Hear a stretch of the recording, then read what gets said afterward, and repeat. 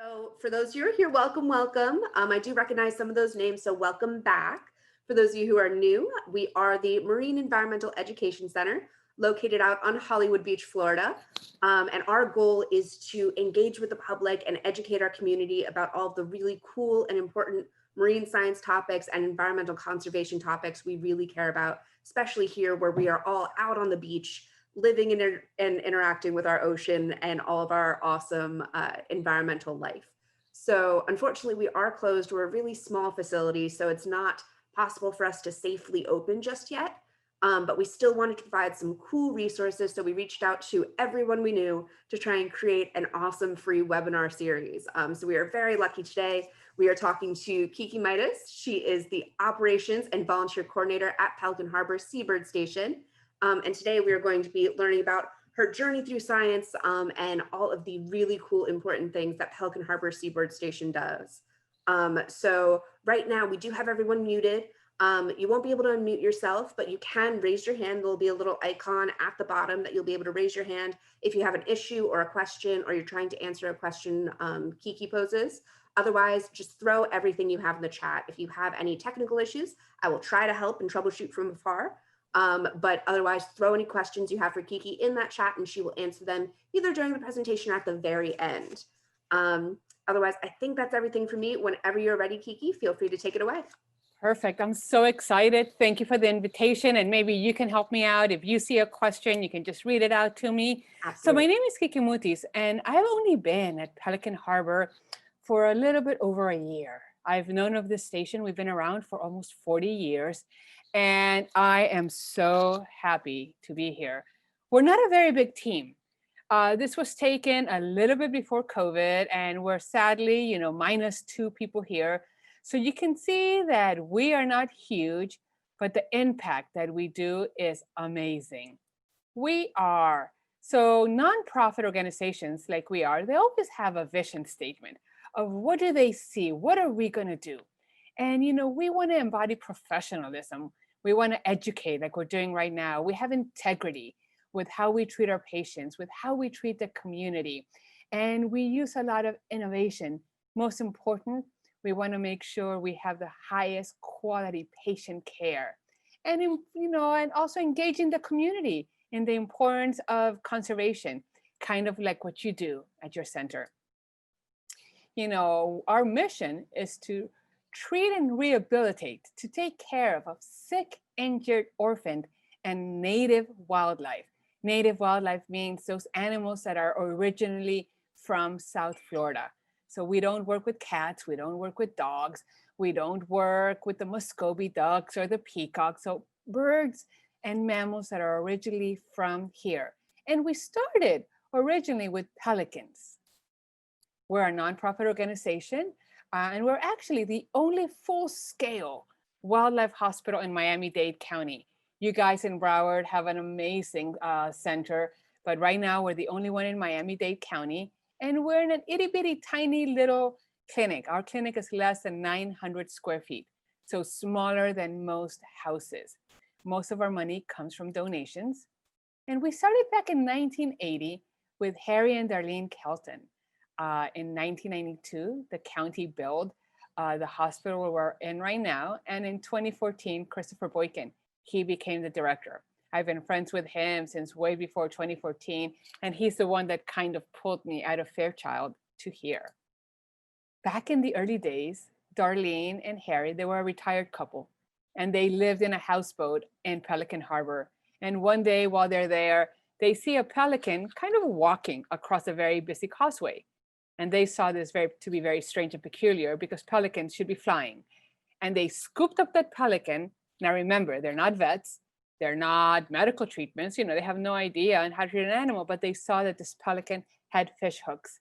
They very gently and carefully removed the fish hooks, from it. And they rehabilitated it in their own bathtub and then put it in one of the small kiddie pools outside. They had a friend, Dr. McCoy. They called upon, and Pelican Harbor was kind of started. And you guys all know that neighbors are kind of neighbors, and they're kind of nosy, and they kind of see what's happening over there. And they're like, hey, these two? They know how to take care of sick birds. So they brought them another pelican and another pelican and another pelican. And slowly Pelican Harbor was born. Ah, oh my gosh, I'm so sorry. Um, so originally we started with brown pelicans. And I just read not too long ago that pelican harbors were once listed as endangered or threatened. Their population was extremely low for several reasons. The use of pesticides like DDT, habitat destruction, and people did not know how to appreciate them. Today, we accept all native wildlife, non-rabies vectors. So we see all kinds of seabirds, songbirds, raptors, small mammals, squirrels, possums, turtles, and tortoises. Though we do not treat sea turtles, when a sea turtle does come in to us, we quickly send it out to the appropriate center. And we have treated, oh, this slide's not updated and you're gonna see something very sad. So we have, actually it is, we have treated, over 34,000 patients since we got started, and over 207 different species. Today, we saw a laughing gull. Actually, this is 2 days ago, patient number 2020. And this is a 20% increase from last year. Last year, we closed the year seeing 1,973 patients. And today, I think we're like at 22,030 patients. It's incredible. If you think about COVID, people maybe are staying home more and walking around more, or people are just learning so much more about us. This was a beautiful little screech owl that came to us. Those droopy eyes that we see are oftentimes of, sadly, rodenticide poisoning. And one of the things that we try to teach people about is we've all learned about the food web and the food chain. And I understand that nobody wants rats in their house or mice in their house. But what sometimes people don't make the relationship is that if you put rat poison out and a rat eats that poison, and then a hawk or an owl eats that, the owl or the hawk is going to get poisoned. And if you think about it, there is no better control for rats in your neighborhood or mice in your neighborhood than a healthy population of owls, hawks, and falcons. So we need to ensure that we're not deliberately, poisoning these animals. And over the years, I mentioned that our hospital is about 900 square feet. That's a lot smaller than the average house. Literally, our operating room right now is right next door to the bathroom. When we have our cages, our animal cages in the intensive care unit, our hawks are in the cage right next door to our songbirds, or our baby squirrels, or our baby, possums. So that's kind of creating a lot of stress. So we're busting out of our seams. Well, we got very fortunate because earlier this year, we purchased a property 2.5 acres big, where we're going to be able to have, cages for our possums and our hawks and our owls and our pelicans. We'll be able to have a flight cage, and we'll be able to have an education center with a hospital, with a separate operating room and a separate x-ray room and a separate room for our predators and our omnivores and our vegetarians. We're having Operation Volunteer Days to help us remove the non-native species. And you can see it's safe with our masks, to keep everyone safe. What's really cool about this is that I said that though we only started seeing brown pelicans, we right now are seeing a great diversity. We see a lot of possums, blue jays, mockingbirds, brown pelicans, laughing gulls, owls, mourning doves, gray squirrels, very diverse. And they come from all over Miami-Dade County. Not only the city of Miami, but Miami Beach, Key Biscayne. When we get calls, that are maybe in northern Miami-Dade County, we refer them to the South Florida Wildlife Center in Broward. These are some of the patient injuries. If you guys look at this poor pelican has a huge hook, several hooks in it. And what happens is that pelicans are very smart, and they learn that where there is fisher people, I don't like the word fisherman because women fish too, when people are fishing, Sometimes people think they're doing the right thing and they toss a fish to the pelican. Well, sometimes they toss this fish when it still has all the bones sticking out and they get caught in their throat. Or they feed a fish that's way too big for the fish to swallow and it gets stuck in its throat. Or the pelican steals the fish, swallows it with the hook inside of it. Well, I'm going to go back to Harry and Darleen, and they invented a very smart technique called the cotton fish, where they get a little fish, they stuff it with wet cotton, they feed it to the pelican. The pelican is going to swallow that fish. As the fish gets digested, the cotton wraps around the hook, and the pelican will regurgitate, throw up the fish and the hook. This works many times. If it doesn't work, our rehab team has to put their hand deep into the throat of the pelican, and sometimes they can pull out the fish. And if not, they have to have surgery. We get a lot of birds that come in with broken bones, fractures. Cat and dog attacks are a huge one. Right now, we're in the middle of migration season, and a lot of birds are migrating from the northern United States all the way south to Central and South America. And they take a break in somebody's yard, and oftentimes a cat or a dog will attack this bird. Head trauma, oftentimes open wounds. Head trauma, a lot of birds see the reflection of the beautiful sky and they hit the window and they get a horrible headache, or they might break their beak. So people bring them to us. We check them out. Oftentimes, next day, ready to go. We give them a little bit of vitamins, a little bit of fluids, and they're off. We want them to get on their way as soon as possible so winter doesn't catch them here. And we talked about rodenticide poisoning. So I really want everyone who's listening to us to think about not ever using rodenticide poisoning. We do have some animals that come into the clinic that are just weak or lethargic, underweight. Botulism is a naturally occurring bacteria that occurs in the seagrass, in the oceans. A fish might eat it. The bird comes in, gets very, very sick. They stay with us for a couple of days. Again, vitamins, fluids, and when they're nice, strong, and healthy, they're off on their way. Sometimes during baby season, babies fall from nests. We try to ask everyone to re-nest them because we all know that no one takes care of a baby better than their mama. So we want mama to be the one to take care of them. But if we cannot re-nest the animal, they bring them to us. A lot of babies, again, get attacked by cats and dogs. And sometimes we call this bird napped. When baby kids are learning to walk, sometimes they fall. Or you're riding to bike, sometimes they fall. Baby birds, when they're learning to fly, well, sometimes they fall. And people think the animal's injured and they pick it up and they bring it to us. We're like, no, you just bird napped that bird. And sometimes with the possums, it happens a lot. Mama possums don't have great eyesight. And when they're crossing the road, sometimes they get hit by a car. Mama doesn't make it, but the babies, they bring them to us. And, we can raise them. What's really good about baby possums, if you get 6 baby possums, you know what they say, all possums look alike. So our team, with different color nail polish, they paint their ears different colors. So one will have pink ears, and one will have blue ears, and one will have orange ears, and one will have one red and one blue. And that way the clinic staff can see who's eating well, who's gaining weight, and they can keep track of who is who. This was a beautiful juvenile bald eagle that we got. We've had, in our lifetime, in our 40 years, we've had 2. Sadly, neither of them made it. One of them had a branch of buttonwood going through its wing, and the other one had a very bad fungal infection on its beak, its talons, and its lungs.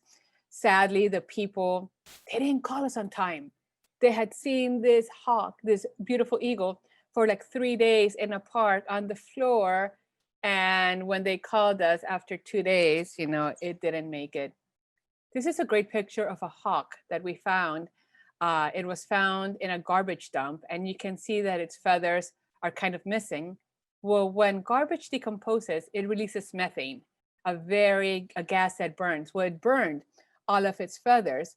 What the medical team can do is they can take feathers from a bird that passed, and in the shaft of the feather, kind of put them in there. And the bird is going to be able to maintain its muscle mass until the new feathers grow in. So very, very cool. This bird was able to be released afterwards. And sometimes people are just not kind. I honestly am a kind of person that believes that most people in the world are good. These two turtles were found swimming in Biscayne Bay. Sadly, this was a case of Santeria, where they were chained together and there was a little omen in there. Someone found them in the bay, brought them to us. One of these turtles was able, they're land turtles, they're freshwater, not ocean turtles. One of them made it, the other one didn't. The cardinal on the right was put because of glue traps. Someone wanted to catch iguanas. So they put glue traps outside and it did not catch an iguana, but it caught a cardinal and a blue jay. But what's really nice about the Seabird Station is we also see how kind people can be. The finders called us, brought the animals into us. We were able to release them. Both birds lost a lot of feathers and had bruising in the chest, but slowly they recouped. And the callers were calling us all the time to say, hey, how's that cardinal doing? Its mate is calling for it, it's looking for it. Is it ready to be released? And once it was ready, we were able to release this cardinal back into the caller's backyard so it could reunite with its mate. So, you know, those are very happy stories. This is just a very cute chimney swift that I love it. And it's such a cute little picture. He, you know, probably fell from the nest and was brought in to us. This is sometimes how I feel early in the morning when all the calls are coming in. And I was like, I gotta take care of this. But very cute. And this is our amazing Tori. She is one of our wildlife rehabbers. And we are ready to release this great heron. And that is our ultimate goal. You know, we're not a zoo and we're not a sanctuary. We are basically a trauma hospital. In Miami, we have Jackson Memorial Hospital, where it's like basically where the worst of the worst come in. The gunshots, the motorcycle accidents, the car accidents, you know, and not everyone makes it. But when they do, our goal is to release them, and we try to release them back into the environment where they were found. Or if they're seabirds, we can release them in their backyard. We have an incredible team right now of rehabbers. You know, I think she is doing surgery. I can't see the kind of bird right there, but we have anesthesia machines and we have lasers. And the woman, the blonde woman in the back, she is our vet. She comes in once a week to do the surgeries that the rehab team cannot. The rehab team can take care of about 95% of everything. The woman in the light blue shirt is an intern. So we also have internship abilities where people can get hands-on experience on the animals. And what's really cool is that we get a great diversity of creatures coming in. We get carnivores, you know, meat eaters, omnivores. Carnivores only eat meat. Omnivores, like the possums, they eat fruits, but they also eat mice and they also eat roaches. Fish eaters. It's funny, I was speaking when we first got here. Many of our volunteers are vegetarian and many of our staff, some are even vegan. And sometimes we get someone applying to be a volunteer and they're like, oh, I'm a vegan and I don't want to touch fish, you know, but our pelicans are not. You know, our pelicans only eat fish. And we have some animals that are strictly herbivores, strictly seed eaters. And according to that, just like in a human hospital, our team prescribes a diet. So if you get carnivores, you know, they will get a specific diet for the carnivores and some with special vitamins supplemented to them. So it's and I have a beautiful picture before I go that, you know, when the animals come in too, you know, when you're sick, you have to go to the hospital and you don't have a great appetite. So they have to give you an IV, and in that IV, they give you a lot of nutrition. Sometimes people have to be tube fed. Well, sometimes the animals are too sick to eat when they come in, and our rehab team and our interns have to tube fed. Right here we have an ibis with a very delicious mush with fish and other vitamins being put in there. Food is not always put out in plates. You know, oftentimes we hide the food in little baskets or coconuts to kind of do occupational therapy, you know, and keep the animals interested in hiding for their food so they are not bored while they are in their cages. There's a picture of the tube going into them. And not every plate is delicious and pretty. This is going to one of our hawks. So it's little pieces of mice. And so he was like, oh my God, that's gross. But, I can guarantee you that a lot of the people here eat chicken and eat pork and eat beef. Well, hawks eat mice. And I'm very glad that hawks and owls eat mice because I don't want mice in my backyard. So it's a good thing. But you can look at how pretty, and our volunteers take a lot of pride and love measuring right amount of food. And I'm sure this would be a great test for a lot of students to try to decipher who's an omnivore, who's a vegetarian, who's a fish eater, just by looking at these plates. This was an amazing, it's either a chuck-will's willow or a nighthawk. When people call us with this, they get very scared because these birds have a huge mouth. Well, they have a huge mouth to catch insects at night. They basically just open up their mouth and fly and gobble up stuff. It struck a window, so it had a little bit of a head trauma, and we used a laser to treat it. This is so good. This is one of our tortoises, and he thoroughly enjoys and loves hibiscus flowers. Very cute. And our ultimate goal is release. Like I said, we are not a zoo, we're not a sanctuary, and we have, I would say, about a 60 to 70% release rate if you take away the animals that died within 24 hours or when they came in that they were so injured that they had to be humanely euthanized. Sometimes, by federal law, if an animal cannot survive on its own in the wild, it has to be euthanized. And in a way, that's actually very humane, because imagine a hawk that has lived free all of its life. And then somebody, and this is happening a lot of people are shooting hawks because the hawks eat pigeons. And some people eat pigeons or they raise pigeons and they get very upset when the hawk is eating their pigeons. And if a hawk gets shot in the shoulder and the shoulder is not working, it would not be fair to keep that animal in a cage for the rest of its life. I have 5 minutes for everything. We have some animals that are ambassadors that are used for education.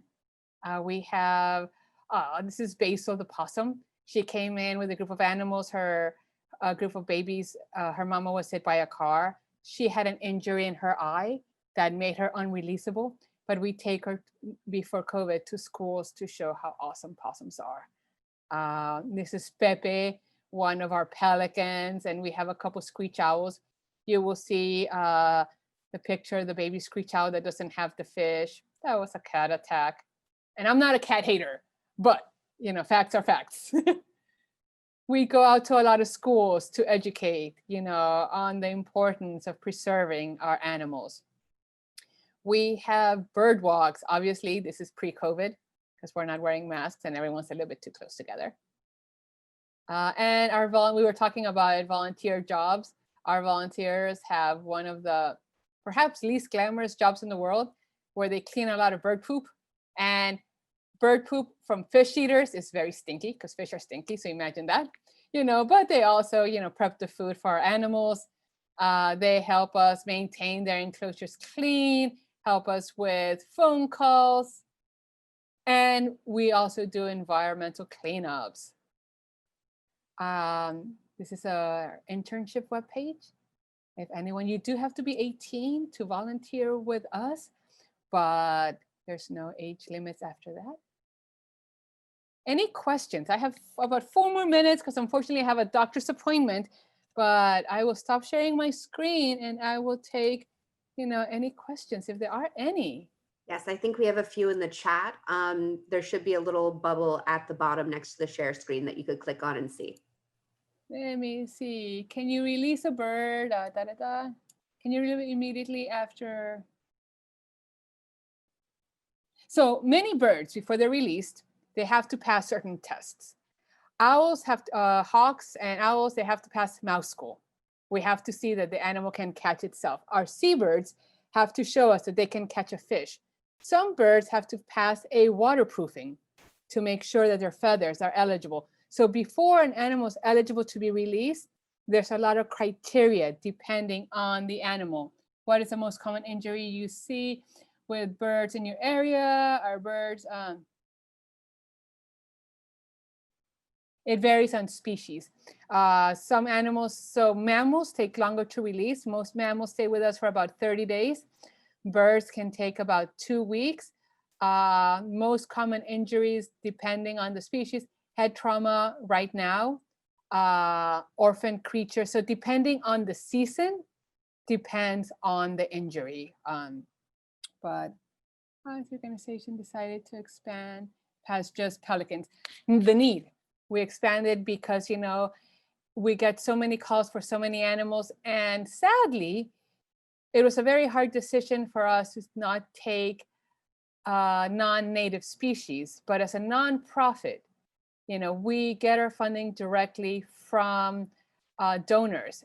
And if 30% of the animals coming in are non-natives, and it takes over about $220 per animal that we take in. And if 30% of that is being treated for non-natives, species that we cannot legally release back into the wild.